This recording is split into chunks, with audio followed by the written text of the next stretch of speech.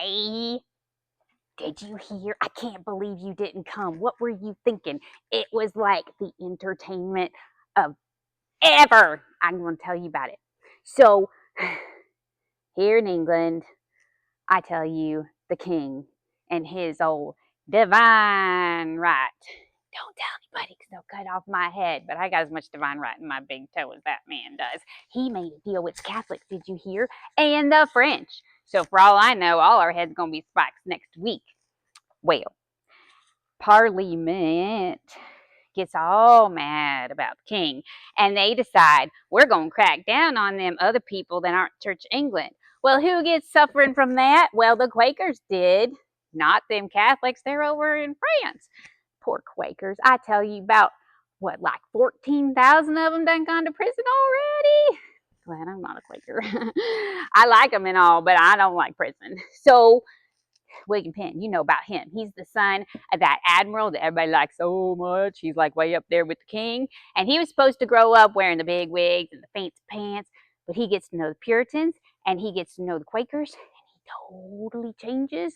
His dad beat him up, left him out in the street. He had to run away to Ireland, probably save his life. I tell you, that's some courage. More courage than the King of England, I'll tell you. So, the parliaments, they make the Quaker Act, and they say that no more than 5 people can come and worship God at any time unless they the Church of England. I tell you, where's justice in this world? So William, he's over in Ireland, right? He studies law, so he can help Quakers get out of jail, because there's a lot of them in jail. He comes back to England. I'm wondering what's going to happen. Well, by this point, whole bunch of them already in jail, and they board up the meeting houses. They can't even get together, get through the door. So William Penn and some other guy who's also named William, makes it hard to keep track. It's a popular name. They go over to have a prayer meeting with all these other Quakers, right? Well, it's all boarded up. They can't get inside. So William Penn says, why don't we go to the street corner over here and have a little prayer meeting? Is this a bad thing? No, I don't think so. So they go over there. They're praying just like nice people. Next thing you know, they're arrested. 2 weeks in prison. Well, day of their court trial comes. I can't believe you didn't go. Like, did you have something really important to do, like with your cow or something? It was the show of, like, ever. So me and Betsy, we went. I put on my new mob cap. I'm going to go see what's going on. Even wore my glasses. Well, we got to be up in the balcony section, you know, where the other peasants go. All the little low-life people ain't worth the dust under their shoes. You know. And in there's all them big wigs and big fancy coats, thinking they as good as the King of England. Well, so am I, you know what I'm saying? The mayor of London is the one presiding over this court today. Woo! That's top dog. He's like the highest judge in the whole place, because it's William Penn. So we're all there wondering what's going to happen. They bring this William Penn in and the other guy named William. We don't care about him. I'm sure he's nice. They bring him in. Poor guy's been in jail for 2 weeks. He probably smells as much like a donkey's backside as the rest of us up here in the balcony. You know what I'm saying? So they bring him in. He doesn't even have hats, because when they got arrested, they lost their hats. Coming in all dirty, tired, whatever. Well, they get up to make the indictment, the charges against him. They start saying, oh, William Penn, he did this and this and this and this and this. And they're going on like it's, I don't know, they're trying to quote the whole book of Genesis or something. On and on and on and on and on. Because they're saying he tried to incite a riot. Sound familiar? What? What? Well, we all know the way it works. Ain't no justice in this world. On and on and on. So they finally wear down. We're about all taking a nap by that point. So he gets done, and they say, what do you have to say, William Penn? You guilty? Then we all wake back up. What's he going to say? Well, anybody who knows anything about law, I'm kind of smart. If he just prayed, it's no big deal. Shouldn't have put him in jail for 2 weeks. But if he started a riot, that's a criminal offense. Ho, ho, ho. Do you see what they're doing here? Yeah, we see what they're doing here. We're up there yelling and whatever. There's people down there in their big wigs. I'm telling you, they ain't got much good sense to stand underneath us. One of these days, one of those peasant boys is going to just drop a bit of spit right on their wig and they won't even know. Anyway, when you guilty, you not guilty. William Penn stands up looking like a man. He says, I would like a copy of the indictment against me so I can respond to all charges. And they say, you can't have that.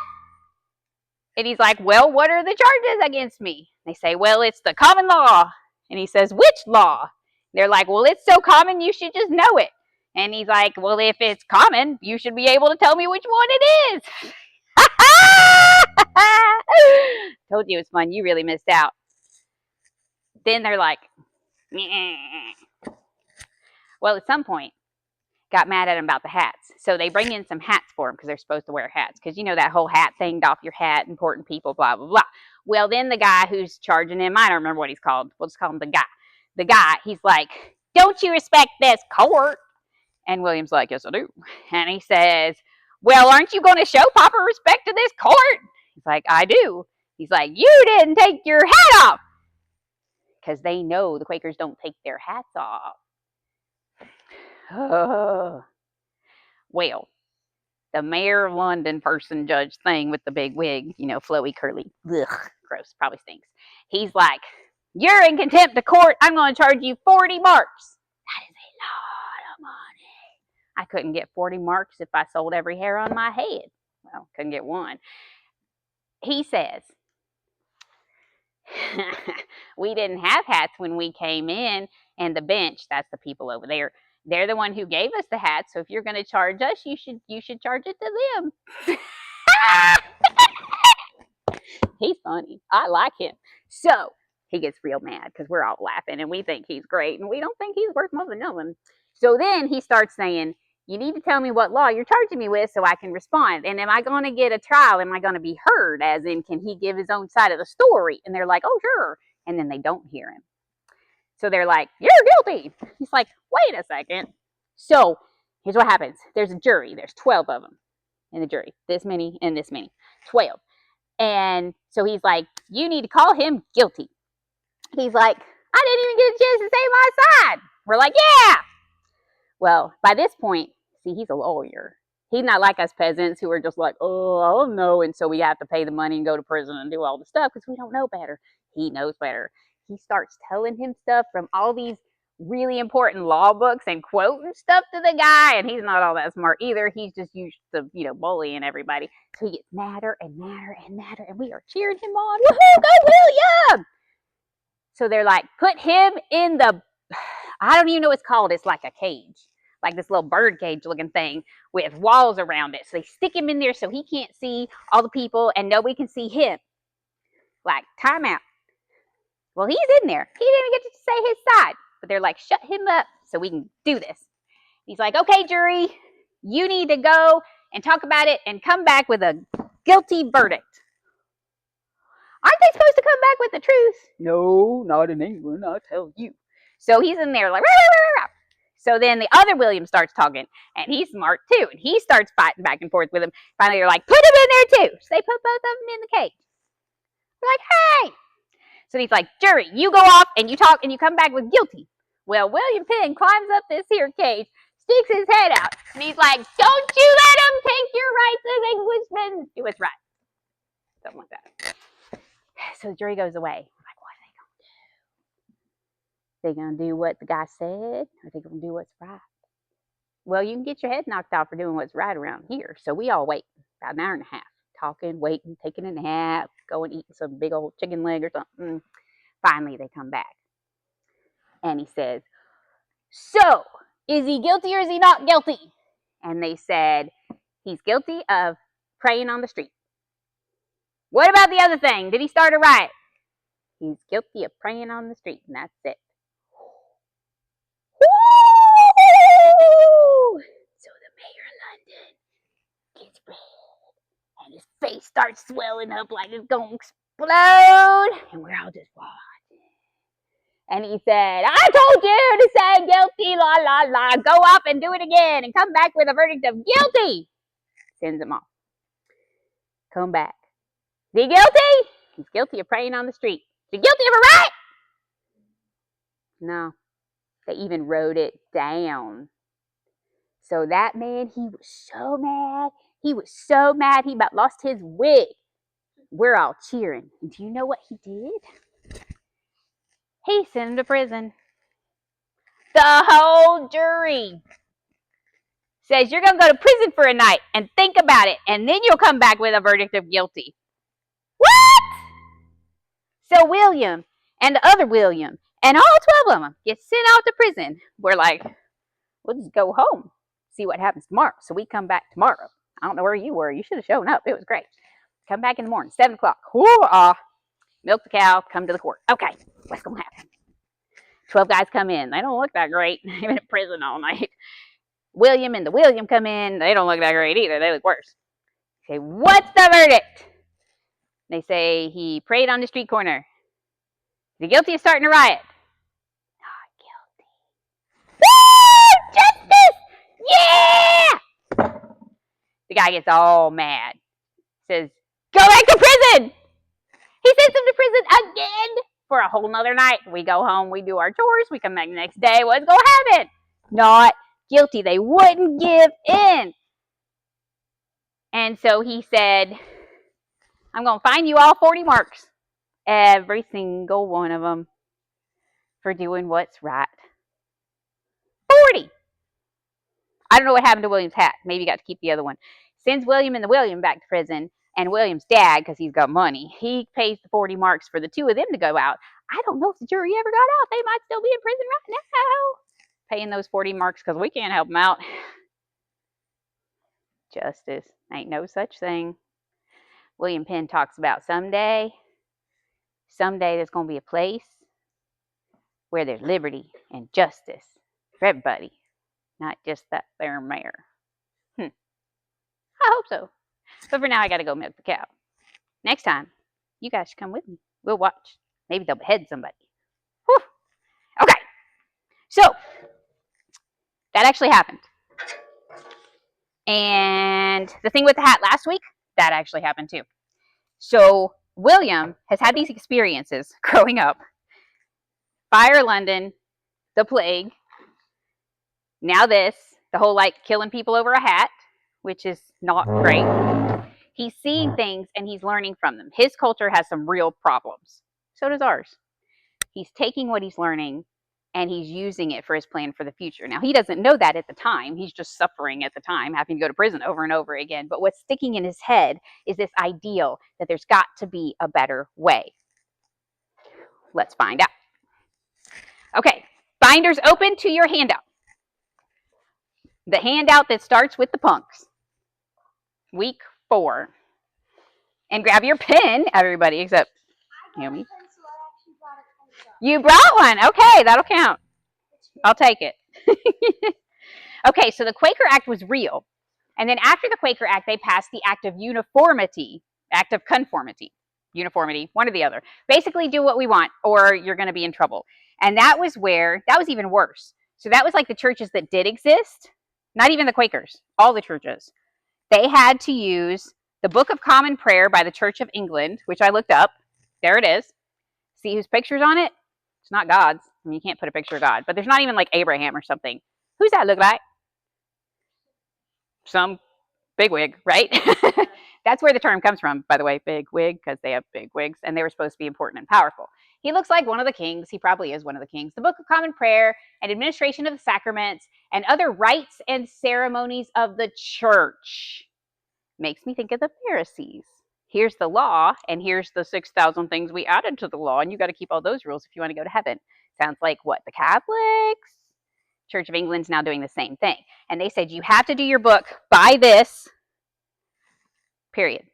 And cool thing is, almost 2,000 pastors quit because they wouldn't do it. That's courage. That's good.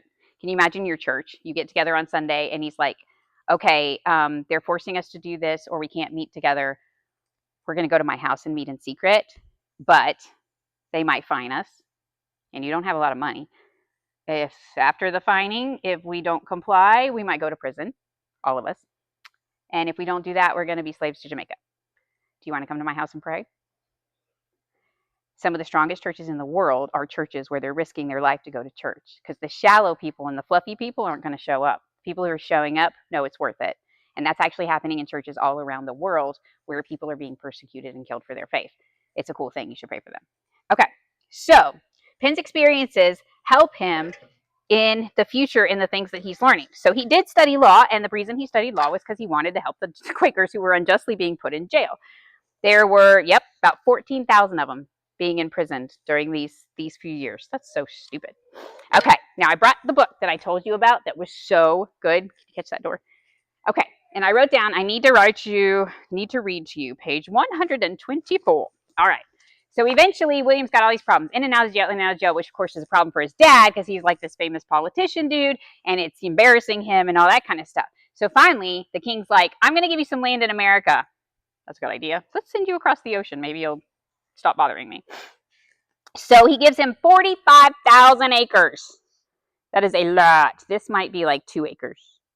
So the entire state of Pennsylvania, that's pretty much what he gave him. And he didn't want to name it Pennsylvania, by the way, naming it after himself. So the king really wanted him to name it why? I don't know. King's weird. So he's like, name it after your father. So he's like, okay. So Pennsylvania, there you go. All right. So he's giving him this land. So is it just land just sitting there waiting for him that belongs to the king somehow for some reason? Not really sure why. Again, remember we were talking about conquest. The French has come and gotten Canada. The Spanish have come and gotten South America. Mexico, they're fighting over stuff all the time. The English have come and got these little spaces where there's colonies right now. So everybody's like land, land, land, mine, mine, mine. So the king is happy that William's going to go and start taking over this land because then it's kind of his as the King of England. Thank you. All right. So William, though, finds out there are Dutch people settled there and there are Indians settled there. I mean, it's 45,000 acres. There's people who have already come from wherever they came from and are living there. Now, he could go and be like, mine, mine, mine, yeah, and yank it. Well, he doesn't because he's an honorable man and he's a good man. He writes, good stuff. He writes that, this is really cool. Here's what he said about governments and laws. Governments like clocks. So he's going to be the governor of Pennsylvania. So now he's a person in charge. Governments like clocks go from motion men give them. And as governments are made and moved by men, so by them are they ruined too. Let me be good, and the government cannot be bad. If it be ill, the people will cure it. We have, to the best of our skill, contrived and composed the frames and laws of this government to support power in reverence to the people, not in reverence to me, and to secure people from the abuse of power. Now, why do you think he cares about that? Remember the court? He has suffered and suffered and suffered, and the people he cares about have suffered and suffered, and it's unjust, and there's nothing you can do about it. Liberty without obedience is confusion, as we see now in our day, and obedience without liberty is slavery. This guy knew stuff. He was smart. Okay, so he goes and let's see. Here's his letter to the Dutch and the Indians. This is so cool. Part of his letter that he sends out to the people who are already living in Pennsylvania, which belongs to him. I desire to enjoy it with your love and consent, that we may always live together as neighbors and friends. Remember, the Quakers were the society of friends. They believed themselves to be friends to all. Else, what would the great God say to us, who hath made us not to devour and destroy one another? That's a reference to Scripture. But to live soberly and kindly together in the world. Scripture. I am very sensible of the unkindness and injustice that hath been too much exercised toward you by the people of these parts of the world, who have sought to make great advantages of you, rather than be examples of justice and goodness unto you. So he's admitting it. That's great. But I am not such a man. As is well known in my own country, I have great love and regard for you, and desire to gain your love and friendship by a kind, just, and peaceable life, and the people I send are of the same mind. I shall shortly come to see you myself, at which time we may more largely and freely confer. I am your loving friend, William Penn. So if you were a kid and somebody's like, this toy belongs to you, and some other kids are playing with this toy that I just gave you, you have a couple choices. Your natural instinct would be to go up and be like, hey, that's mine. And now you start a fight, and now it's a problem, and you got to fight for this thing that you believe is yours. That's what a lot of people did in the land. That's the conquering thing. If I beat you up, I get to keep it. William Penn does not do this at all. So he makes friends. He writes this letter, and really, to be honest, the Indians of the place, the Indians all over the colonies, they've learned not to really trust what the white guy says, because a lot of times he's lying. So that's just the truth. People who want to manipulate and lie, there's a lot of injustice in the world, like you saw in England. So a lot of that came over. It's everywhere you go. All kinds of colors, all kinds of races, because we're all sinners. That's just the truth. The good in us is the good of Jesus Christ. Do you need these people? Naomi, off you go. All right. So if you look on your sheet, for one starters, I do want to pause real quick and ask you a question. The question in the middle was, what is the American dream? I told you to think about it, talk about it. I wanted to know your answer. So I would like to know some of your thoughts. What are your thoughts, Michaela? So mine was like, if you are like a king or a slave, like you'll be treated equally. Like, so one wouldn't be above the other. Fabulous. Yes. Equal treatment, whether you're a king or a slave, you are a person with inalienable rights by God, and we will treat you the same. Anybody else? Yeah. It's equal opportunity for anyone. Like anyone can get a job and earn money. It doesn't matter. Equal opportunity. Anybody can get a job and earn money. Is it equal gifts, as in everybody gets all the same things? No. What is it? Equal opportunity means that everyone gets the same chances. Everybody gets the same chances. You get the choice how you do it. Absolutely. You are the one who chooses what you do with those chances, but everybody gets the same opportunity. Rachel. Freedom to worship. Amen. What you got? To declare the justice for everyone in our land. Justice for everyone in our land. Amen. And if we lived by these things, where do all those things come from? They come from the Bible. You don't have this kind of justice and goodness without a source of it, and you don't have a source of it if you believe, nah, whoever's, survival of the fittest. If I'm the fittest, I beat you all up, and then I get your land. Yeah. Well, one of the things I had is that everybody is hardworking. And obviously we don't see that in our culture very much today, but that's kind of where it started, was we have to work, otherwise we don't eat. Absolutely. You have to work, otherwise you don't eat. You have to work, otherwise you're going to die. That's pretty much it. There's no free handouts because of the way they've set things up. Because remember, they learned from their mistakes and they learned from the scripture and was like, the Bible says this, so let's do what the Bible says because it's the best system there possibly is. So originally, if you look at the American people who started America, not again the ones who wanted to conquer, the ones who wanted to steal slaves, the ones who wanted to make money, they went off and did their thing. The ones who wanted to create a society based on the law, based on the scriptures, creating laws that actually are good for everybody, they were hardworking people. They were willing to risk and they were willing to work. And so you see, when you read stories about the pioneers, when you read stories about the founders, when you read stories about these original people, they were hardworking people. They didn't expect handouts. They were like, if I want this, I have the opportunity to get it, but I got to get it. Yes, the American dream has to do with you get the opportunity, you are treated as an equal slave or king, which again, of course, that changed over time because, again, sinners. There is no utopia on earth. Doesn't work. Just read the New Testament. But the ideal is that we are one under God, liberty and justice for all, laws by the people. When he made a system to vote for his land, he even made specific laws so that he didn't have too much power. Whoa, London mayor, King of England, divine right, all that stuff.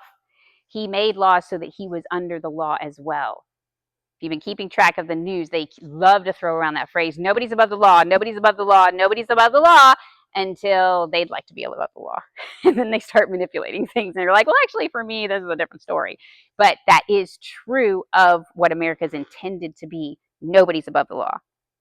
So, like Washington, when they were wanting to call him these big names, should we call you a king? Should we call you a whatever? He's like, no, no, no. It's one of the reasons he was unanimously voted as the president, because he didn't really want to be the president. He didn't want this high power. He didn't like, everybody look at me. He didn't want this big wig and the worship of everybody else.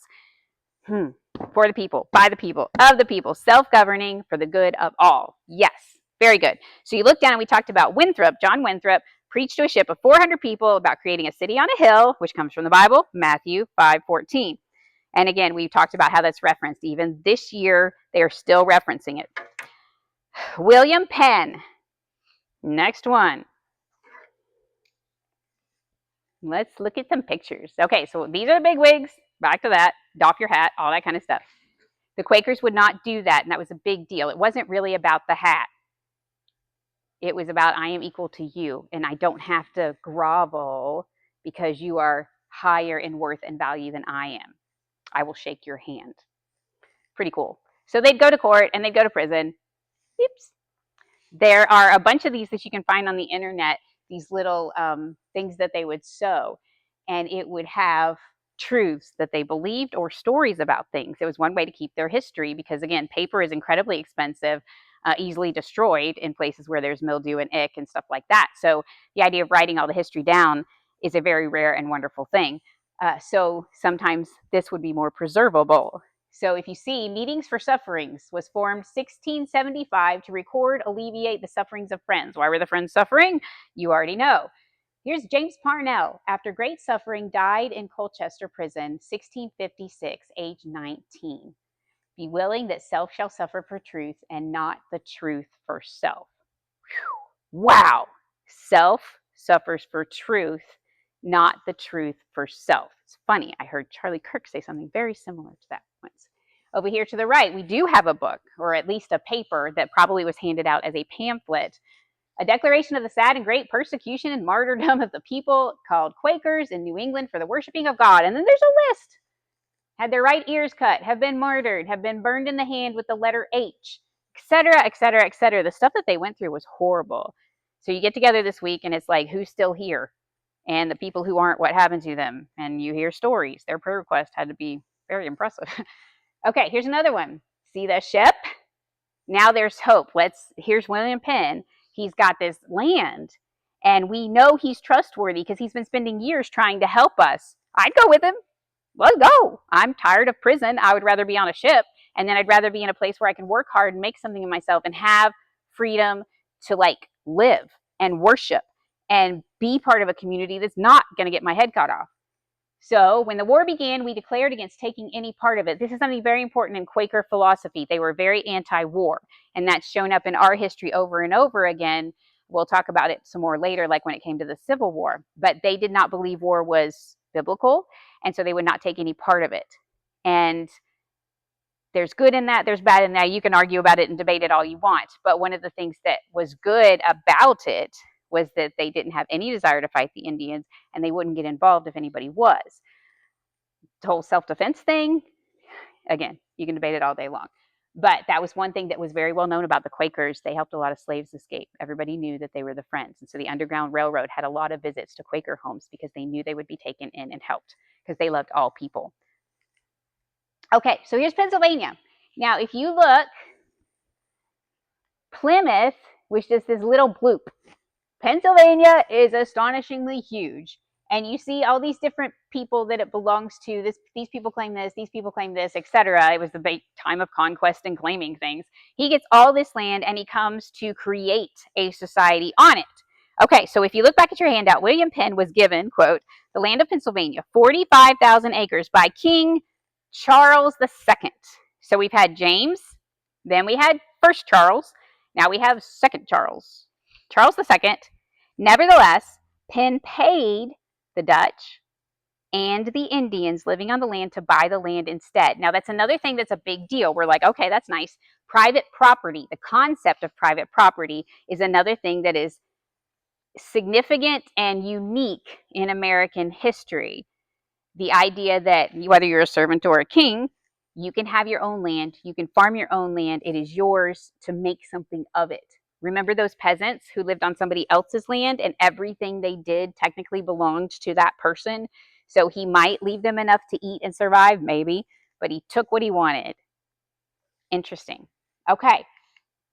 So you remember when he wants to make Philadelphia, and we talked about the London fire and the plague and the things that he had learned. So when he made a plan for a city, it was this beautiful, beautiful, orderly, wow, I'm so impressed. I want to live there. And one of the things that he talked about was wide streets. So none of the throwing your chamber pots out the window and getting on everybody. And spaces in between the houses and brick houses instead of wood. Good plan. Now, ever seen Quaker Oats in the grocery store? And the guy with the hat? That's the Quakers. That's where it came from. And so they did dress like this. They dressed plain, especially compared to all those guys in the big wigs and the fancy hats. That was part of their point. We're not playing this game of who's the most awesome. So it kind of like, if you think about it today, there are Quakers today. We don't see them that much, but kind of like the way the Amish are, separate from the world. They want to be plain, so they're not painting their nails and they're not doing the makeup and they're not doing the high heels and they're not doing all the things that the world's like, this is the way to make yourself pretty. They're like, no, we'd like to be pretty in character. And so there's a little Quaker dress. It's really sweet. So you could tell who the Quakers were, usually. Now, a lot of the Pilgrims and the Puritans dressed the same way, except the Puritans were often more in black and had those little cappy things. So you could probably tell the difference between the different groups, but in a lot of ways they were similar. If you're trying to survive, you're not bothering with the like 4 petticoats and the big white wig and the big, jewelry. You sell your jewelry so you have enough money to buy seed so that you don't die. Yeah, because you can't eat your jewelry. All right. So again, he's using what he's learned and he's making something better out of it. Remember that. When you go through stuff, use it. Learn from it. Nothing is wasted if you give it to God. Nothing is wasted because when God takes it, he's the one who can work all things for good. And so if there's something bad we've done, we make it right with God and we make it right with others and we learn from it for the future. If there's something's been done to us or even in the culture around us, we learn from it, we give it to God. What can I learn from this? And often God will let us use that in the future to make things better for others. So when you're going through something rough and you're like, why is God letting this happen? Stop asking why and think, what can I learn from this, Lord? And if nothing else, we learn to trust him more. So William Penn's terrible experiences, his life was rough. He didn't get to sit around and enjoy Pennsylvania very much of his life. He was fighting for stuff. But because he did, because his ideal, remember, suffer for truth, not truth for self, whew, he lived it. And because of it, we're still benefiting from it today. Okay, they're the reason we shake hands. He made the treaty with the Indians. All right, so here's, can you imagine what it must have been like having all these people get together for a meeting? It'd be so cool. All right, I want to read you another section. There were so many good things in this book. You should borrow this book. It's like, wow. All right, 137. Here we go. Ah, what am I reading? Oh, when he was a little boy, there was another thing that happened to him. I'm telling you, bad stuff. When he was in Ireland, the British came to Ireland and took land that didn't belong to them. Again, this conquest idea. And they basically just kicked everybody out. So somebody came to your neighborhood and they're like, we've got guns. Go away. You don't get to keep your stuff. Don't get to keep your food. Just go. And so now suddenly you are a refugee on the street. What do you do? Wow, good night. And it's not like there's a McDonald's you can get a job at. This was bad. He saw what happened and how people suffered when that happened. He wasn't going to do that to these people. I love that. I love that. Okay. Dun, dun, dun. So he's under the law. Oh, also, by the way, he, with this whole idea of we vote by the people for the people, and the people themselves get to elect their leaders, so then you don't have an abuse of power. The Quakers actually didn't like that. So he made everybody mad, I'm telling you, because he cared about what was right, not just what his group was saying was right. So the Quakers got mad about that because they were like, hey, almost half of the people in our council aren't Quakers, and that's not okay. And he's like, yes, actually it is. You can vote for an Indian. You can vote for a black person. You can vote for anybody. So people came to Pennsylvania who in other places got misused and abused. So there were people showing up, Jews and Catholics and Negroes, as they called them then, and Indians. Indians were walking around freely in the streets. Nobody's bothering them. Nobody's messing with them. They didn't have to pretend to be British. It was a free place, liberty and justice for all. And the thing is, see, the Puritans wanted to create a society where the government was Puritan and everybody had to behave Puritan. And I don't blame them. Be like, let's make a Christian society and let's make Christian rules and everybody has to act like it. That'd be nice. But he was like, no, we make laws by the people for the people, blah, blah, blah. And so if they had done that, would it really be any different than the Church of England? It has to be us and what we want. And there's a lot of room for corruption whenever you do that. So just saying, we're going to do it biblically, well, that's what the Pharisees said. That's what the Catholics said. That's what the Church of England said. They were using the scriptures for their own corruption. It's not a good thing. So the Puritans wanted to do that, but it would have gone south. The Quakers wanted to do that, but it would have gone south. And William Penn says, no, we need a better way. Freedom. Okay. He was so cool. This guy was amazing. That's why we're spending a whole entire lesson on him because he was amazing. He learned the Delaware language. Now, you talked about Indian language, insanely hard, but he already knew Greek, French, Latin, and English. Dude was smart. So he learns this language. It was hard, but he did learn it. He would go to them, not just come to me and pretend you're British and then we'll be friends. He would go and hang out at their campfires. He would eat their food. He would play their sports. So by this time, he's in his 30s, but he was probably the most fit white guy they'd ever seen because he could outrun and out wrestle a lot of their young braves, which is pretty cool. I can't imagine most of those British guys in their fancy suits like running a race with an Indian guy and actually winning. So there was something different about this guy, and they could tell. So when he had to go back to England for this, he got betrayed by a friend who was a Quaker, well, who called himself Quaker, and basically like cheated him out of all of Pennsylvania, pretty much. So now Pennsylvania is going to go to this guy who's corrupt. Not good. So he goes back to London to try and fight for it. When he does, he goes back with a letter from the Indians to the king that basically says, this guy is honorable. He's good. He has always treated us well. Remember that. It was like the best commendation from the Indians about a white man that I've ever seen in my life. I'd read it to you, but we don't have time. You can borrow this and you can read it. Okay, more pictures. Show you pictures. So look, Pennsylvania. That does not look like that. Look at the difference. This looks like a place I want to live. This does not. I love that so much.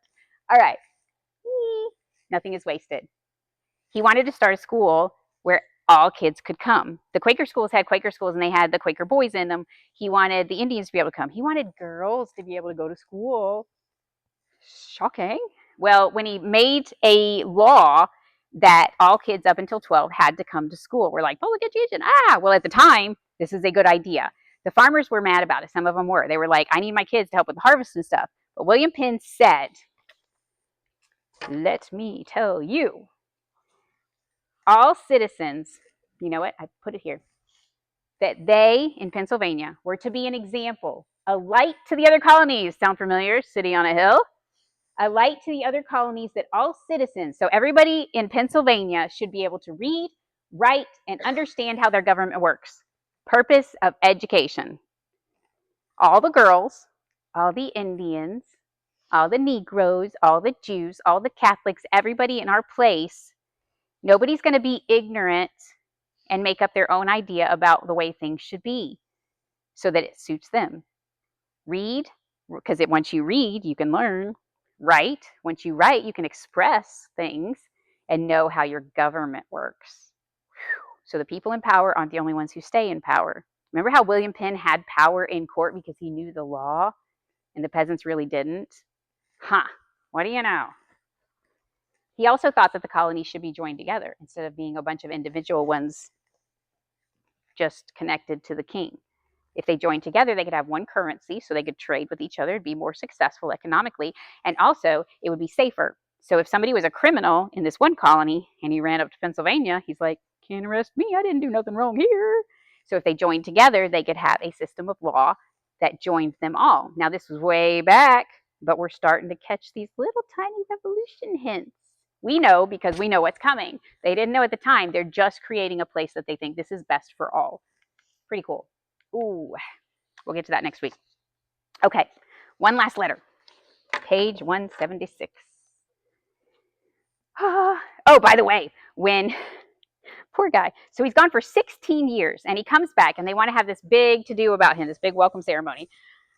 I tell you, life back then was rough. So they've got a cannon and there's this kid who's shooting off the cannon. He's like, shoot the cannon, shoot the cannon. And then all of a sudden he's screaming bloody murder because he shot his arm to pieces. Okay, so something went wrong. He shoots his arm to pieces. Well, this surgeon dude comes over and he's like, we got to amputate the arm, right? So they're pouring brandy on whatever to like, the alcohol, it'll like sanitize it, which had to hurt. Oh my word. So he's going to cut his arm off. Well, the brandy got poured on the doctor's arm and the fire they were using I don't know, somehow caught on the brandy. And so now the doctor's arm got burnt. So they had to wrap up the doctor's arm so that he could amputate the other guy's arm. And they got it all fixed and the ceremony continued. What a world! I'm telling you, they were tough people. Poor guy. Poor kid. It's like, I'm so glad I get to fire the cannon. But he's not glad anymore. Okay, so here is the letter from the Indians to the king.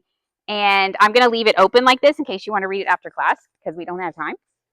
For now, he was worth a whole class because so much of who we are as a nation comes from that guy. So we've got John Winthrop, we've got William Bradford, we've got these people who had ideals and they lived them. They were honorable. It wasn't just like an ideal for you. I think you guys should all clean. You know, it would be so nice if you were just unselfish and you just wanted to clean this whole church. And I'm just going to stand here and watch you, how amazing you are, and say you're good. Thanks, bye. Do you really want to be under somebody like that? No.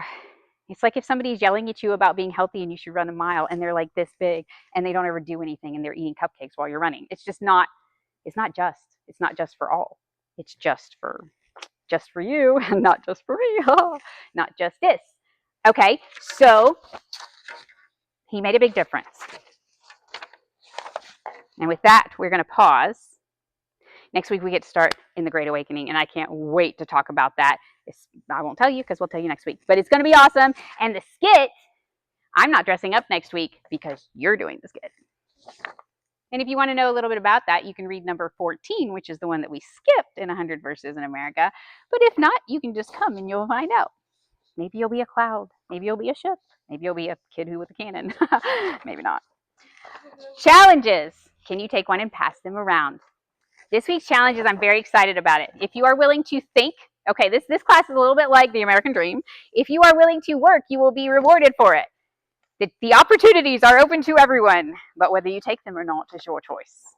Okay, challenge 1. Read numbers 15 to 17 in 100 verses that make America. 100 points. We'll probably be doing that every week. So if you want to just read the whole thing, go for it. Number 2, here's the other option. Prepare a 2 to 4 minute something on George Whitefield and or the Great Awakening to teach all of us next week. You can write out something that you want to read. You can prepare a little skit. You can do it yourself. You can have a bunch of people with you.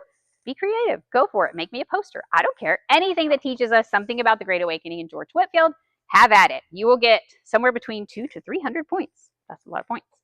And the last one, something if you older ones want to really dig deep, the Age of Reason or Age of Enlightenment hit America. So what happened is, here's this great start, and we're starting on biblical principles. Why did we need a Great Awakening? What went wrong? Philosophy. So I want you to see, are there similarities between the Age of Enlightenment and modern wokeism?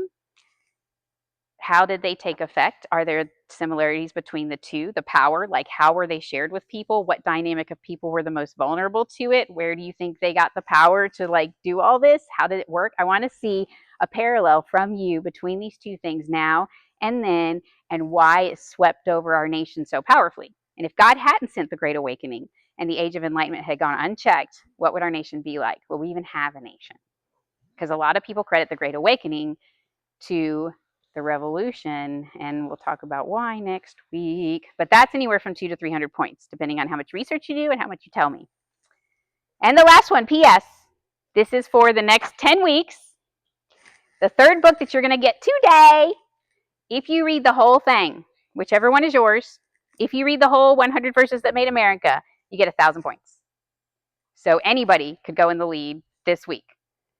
Read the 100 verses and read that, 2,000 points. That's a lot of points. Yes. You are going to. Yes, right now. All right. Next week. Bye.